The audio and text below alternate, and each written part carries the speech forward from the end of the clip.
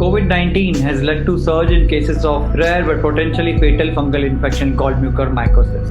To have further discussion on this, I have with me Professor Arunrao K. Chakrabarty, Professor and Head Department of Medical Microbiology, Postgraduate Institute of Medical Education and Research, Chandigarh. Professor, welcome to podcast ISCCM. Okay, thank you. My first question to you, sir, is why there is a surge of mucormycosis seen in COVID-19 patients, and especially we see this in second wave of COVID-19? No, I would say rather we have seen this even in the first wave.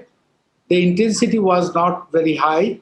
At that time, we saw there is increase around 2.1 times compared to 2019. But of course, this 2020 or 2021 is a really very high surge which have been there. I generally put 4 points in it, the reasons for this upsurge.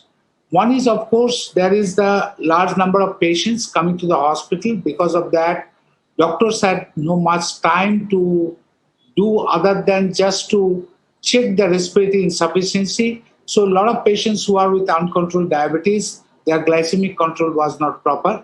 Second thing, because of the oxygen, there is non-availability of the oxygen. Doctors tried to save the patient. To save the patient, they have went on increasing the steroid dose. Instead of the 6 milligram dexa per day, they have gone even up to 30 milligram. And all these factors really governs to rise of the blood sugar, which goes to the roof. We have seen patients with 600, 800. Third factor is the important hospital environment or even the home environment, where we do see a large number of mucorales in the air. We don't get the infection because our immunity doesn't allow these mucorales to go inside, but in such type of patient it goes. But how much the COVID-19 plays a role, we still don't know. We need to evaluate it, especially the new variant, whether it causes more mucospecific immune depression or not. Yeah, thanks for clearing that. Sir, everyone knows the symptomatology and we know we need to be vigilant and looking for it. But how do we exactly diagnose it? There have been the RT-PCR molecular test is also common, but does it differentiate between invasive and the non-invasive mucormycosis? See, the thing is that all these RT-PCR tests can be helpful when you are taking sterile sample. In non-sterile sample, say suppose from the nasal swab or anything, where there can be 1 or 2 spores. PCR is such a sensitive test. Even there is no invasion, then also it becomes positive. So at least in this present scenario, where 90% cases are mainly rhino-orbitocerebral, there this PCR is not going to help. It may help in case of those who have got pulmonary mucormycosis, not in case of rhino-orbitocerebral mucormycosis. But in case of rhino-orbitocerebral mucormycosis, diagnosis is not difficult. If you have got an ENT surgeon can collect the sample, send to the mycology lab. Within 1 hour, mycology lab by direct microscopy can give you the report. Thank you, sir. This is what wanted to clear the air on, because as you said, this is a ubiquitous already exists, and RT-PCR wouldn't differentiate between the invasive and the non-invasive. Thanks for clearing this air, sir. So we know we need to be a little suspicious, and there's been lack of treatment around, lack of medicines around, I would say, not the treatment. When do we start with the specific treatment? At the suspicious, or I have to wait for the final diagnosis to come? I think in case of mucormycosis, everything is required immediately. Here I would say that better to collect the sample. If there is a difficulty or delays there, start the therapy. But if the samples comes negative, stop the therapy. Otherwise, generally we say everything, even the surgery should be done in a ward footing, because mucor is also called fungal emergency. Every hours matter. So you have to do everything together, glycemic control, stop steroid, start the surgery, and also start the antifungal. Very rightly and precisely said, every hour matters in the mucor, and we should be starting as early as possible. Also, the dilemma exists, how long to continue with the treatment and how long to follow with the patients who have been discharged. When do I discontinue my treatment? That is also quite a bit of confusion.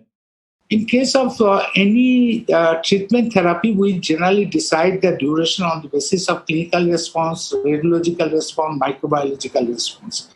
Somehow in case of fungal infection, the sample collection is not so easy. It's not like blood culture coming positive or negative. Here, the sample collection becomes difficult, and we don't have any biomarker test in case of mucor. Because of these two reasons, microbiological test cannot help. So you have to decide clinically and radiologically. Generally, it has been seen that at least the therapy requires 3 to 6 months. Otherwise, if you just people stop the therapy after 3 weeks, amputation B, but then there is chance of recurrence. Usually, after the 3 weeks amputation B therapy, you have to go for the posaconazole or isavuconazole for 3 to 6 months therapy. That is standard on the basis of the clinical response and radiological response. And sir, finally, you told us about the step down. When to stop it exactly? 3 to 6 months, it has been seen. By that time, it is the both clinical and radiological response has been seen that there is, radiology takes time, but you cannot stop the therapy because radiology is taking time. Because I have seen quite a number of cases of recurrence. And once it becomes recurrent, it's more difficult because it will recur inside the deeper tissue, where the surgery will become difficult. So it is usual practice to overtreat, means duration for treatment should be at least, because these are both posaconazole and isavuconazole are fungistatic drugs. So because of this fungistatic drug nature, it takes time. 3 to 6 months is usually desirable time.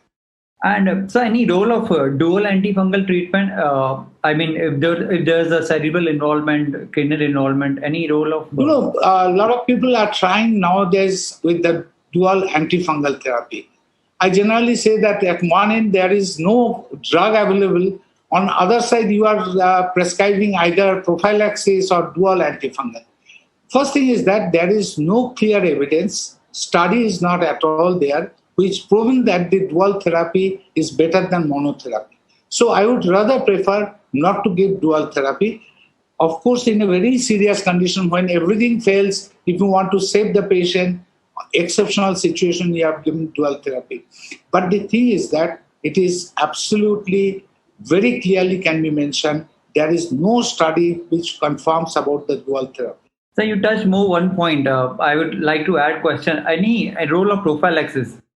See, the thing is that in any prophylaxis, we need in a cohort at least 10% of the infection. Because you see, to save one patient, we need to see how many patients unnecessarily being treated.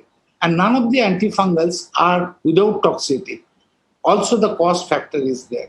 So here, general, our thumb rule is that at least the infection rate should be more than 10%. In case of COVID, even in case of the ICU, our mucormycosis rate is still not over 10%. So we should not give antifungal prophylaxis. Thank you, sir. Thank you, Professor, taking time out of your busy schedule and chatting with me. I really appreciate that. Thank you, Dr. Bharat. Nice talking to you.